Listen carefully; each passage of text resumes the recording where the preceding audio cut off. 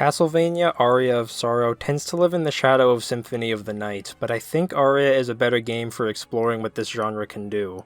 I've long felt that Metroidvanias are one of the more accessible genres because they feel like the most natural progression of games since their early eras. They control like 2D platformers, which most people are already familiar with, and the genre itself is fairly simple conceptually. You start out with a basic character and incrementally collect power-ups, so if the game is well paced, there's not much to overwhelm you.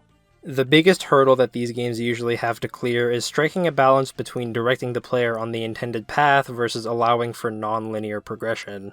One of the criticisms I often see of Hollow Knight is that people don't know what they're supposed to do once they enter the Forgotten Crossroads in that game. There is a path you're supposed to follow in this area to get the first power-up, but the game doesn't tell you that. It omits giving you direction in the hopes that you'll stumble into the right way on your own. Many people do, and that's a big part of the experience for them, but for those that don't, or those who just aren't very good at wayfinding, it'll probably be more frustrating than fun. I'm pretty terrible with directions myself, so I appreciate how Aria of Sorrow is a bit more linear while still giving you a handful of branching paths to keep that sense of exploration. You aren't nudged in any particular direction, but most pathways you can take lead you to somewhere relevant that's also accessible with the abilities you have at a given time. To use a Hollow Knight comparison again, there are lots of areas in that game you can find early, but are clearly inaccessible until you unlock more abilities. These older Castlevanias can't really do that often because it's much harder to read the map and remember where these locations are without any labels or map markers. It gives Aria of Sorrow a different sense of exploration. There's a stronger feeling of progress because most paths you're taking will ultimately lead you to a reward, so there's not as much time wasted exploring something that will lead to a dead end or inaccessible secret. Part of this can be attributed to smart map connections as well. Each area connects to each other in a way that's natural and convenient. The castle is designed so that you can chart out a way to move from point A to point B fairly quickly. I still wish it was easier to maneuver between the broader areas faster because the game is fairly stingy with its teleport points, but levels are connected to each other in a way that makes navigating not entirely tedious. Aria of Sorrow does a good job with its levels for these reasons. It strikes the right balance and actually maintains it throughout most of the game. While Hollow Nest or Planet Zebes may be more interesting settings visually, Dracula's Castle can feel much more intuitive to venture through. This is more true of the early and mid-game than the late game, especially since a lot of enemy placement starts to deteriorate by that point, but you'll also get the giant bat soul towards the end, which alleviates a lot of those late-game problems.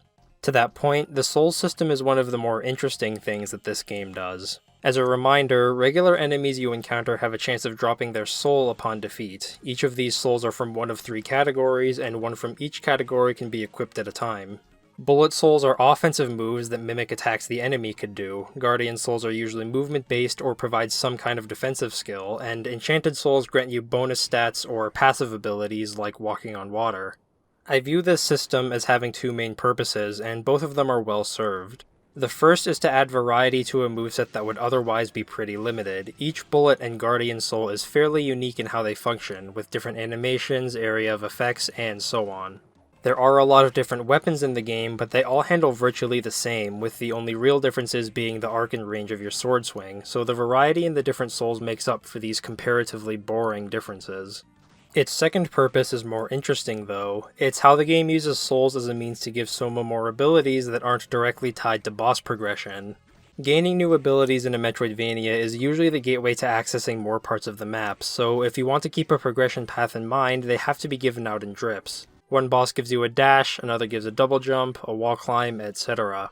The problem that usually arises here is that you don't reach your full potential until near the end of the game, so there's less opportunity to capitalize on the new mechanics that the later bosses unlock. The souls in this game circumvent this problem quite well, because it gives you a steady stream of new abilities for the entirety of the game without any of them also having to serve as keys to new areas. Most of them are the aforementioned offensive moves, which makes sense considering it wouldn't be wise to lock vital movement abilities behind random loot drops. The randomness of it all is a fair criticism of the system itself, but weighing it against the other possible avenues they could have taken, I don't think it's entirely unreasonable. I've also seen some criticize a lot of the bullet souls for being really overpowered, which is almost undeniably true, but these style of Castlevanias don't really try to be difficult, so I don't think that's entirely fair. The enjoyment I get out of Aria of Sorrow comes from the wealth of options from these different moves, not necessarily how strong or weak they are. There's also the really solid sprite work and satisfaction of gradually uncovering the map piece by piece, neither of which really factor into the difficulty level, so the fact that the game is easy has never really been bothersome. There are still a lot of refinements that the Souls system could use, but I enjoy it for what it is. It's a smart blend of combat, movement, and exploration. It's indicative of what the rest of the game is, a smart take on its genre that works around its limitations and presents enough unique ideas to give it its own identity. And for as much credit as Symphony of the Night gets, part of me feels like Aria of Sorrow has sowed more interesting ideas and achieved its goals just a bit better.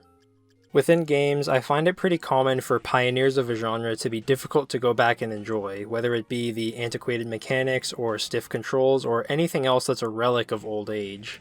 For the most part, I don't think the Castlevania games have suffered this fate, which is why I'm less hesitant to recommend this game to most people.